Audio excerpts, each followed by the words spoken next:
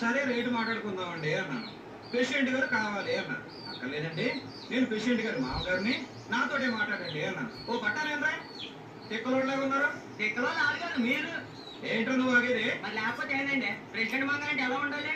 ఓ మంచి పొట్టు పంచోడు కట్టి సిల్క్తో పోటు తొడిగి టీవీగా రొమ్మిరుసుకుని జరగాలి. అప్పుడు ప్రెసిడెంట్ మంగారంటే చచ్చిపెట్టి నమ్మేవాడు.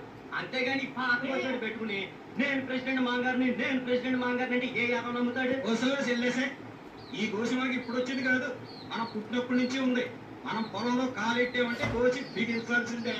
ఇదివరకంటే గోసి ఎట్టినా లేకపోతే అది ఓడ తీసేసినా ఎప్పుడు అడగడు. మరి ఇప్పుడు ప్రెసిడెంట్ బాబు గారికి మామగారు కదా, ఆ దర్జా చూపించకపోతే నీకే కాదు మీ అల్లుడి గారికి కూడా పరువు తక్కువ.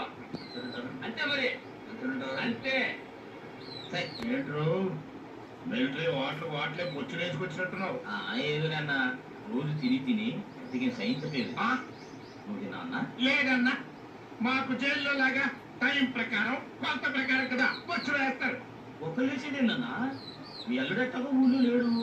నువ్వే దర్జాగా లోనకి వెళ్ళిపోయి ట్రైనింగ్ టేబుల్ మీద కూర్చొని తినన్నా.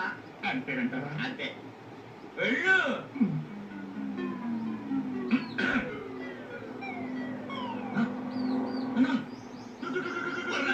చెప్పుకోడు కూడా పోతుంది. చూడు